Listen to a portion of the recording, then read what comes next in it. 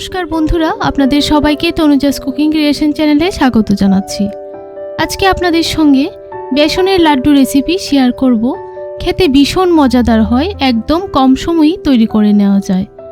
আর এই রেসিপিটি তৈরি করে আপনারা চাইলে ভগবানের ভোগেও দিতে পারবেন। আর ভিডিওটি ভালো লাগলে অবশ্যই আমার চ্যানেলটিকে সাবস্ক্রাইব করে পাশে দেওয়া নোটিফিকেশন বেল আইকনটি অন করে রাখবেন। আর পরবর্তী ভিডিওর নোটিফিকেশন পাওয়ার জন্য অবশ্যই অল অপশনটা ক্লিক করে রাখবেন। তাহলে চলুন রেসিপিটি দেখে নেওয়া যাক। এখানে একটা ফ্রাইং প্যান বসিয়ে দিলাম, 1 কাপ দিয়ে দিলাম বেসন। তারপর 7 থেকে 8 মিনিট সময় চুলার আঁচটাকে লোতে রেখে ভালোভাবে বেসনটাকে ফ্রাই করে নিতে হবে। চুলার আঁচটাকে অবশ্যই কিন্তু লোতে রাখতে হবে, না হলে বেসনগুলি পুড়ে যাবে। অনবরত নাড়াচাড়া করে বেসনটাকে ফ্রাই করে নিতে হবে। দেখুন বেসনটা কিন্তু খুব ভালোভাবে ফ্রাই হয়ে গেছে।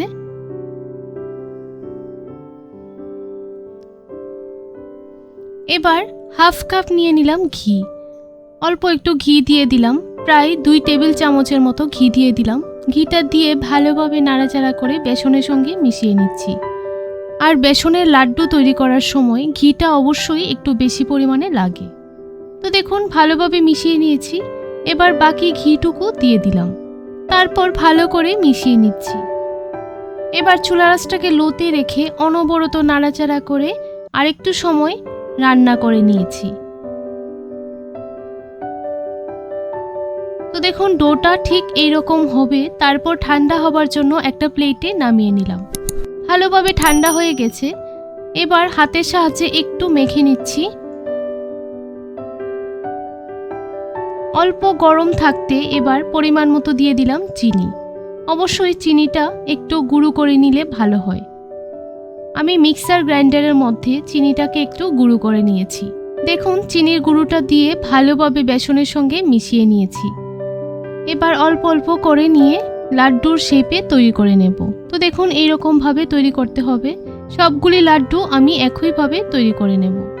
খেতে ভীষণ মজাদার হয়, একবার অবশ্যই বাড়িতে এই রেসিপিটি ট্রাই করে দেখতে পারেন। বন্ধুরা, আপনাদের কাছে রেসিপিটি কেমন লাগলো অবশ্যই আমাকে কমেন্টের মাধ্যমে জানাবেন।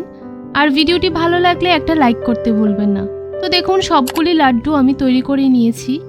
এবার উপর থেকে একটু গার্নিশ করে নেব। আপনারা চাইলে যে কোনো ড্রাই ফ্রুটস ইউজ করতে পারেন। এখানে আমি কাজু দিয়ে দিলাম। তো দেখুন দেখতে কত সুন্দর লাগছে, খেতে ভীষণ মজাদার হয়। আজকের জন্য এতটুকুই। আরেকটা নতুন রেসিপির সঙ্গে দেখা হবে। ততক্ষণ আপনারা খুব ভালো থাকুন, সুস্থ থাকুন।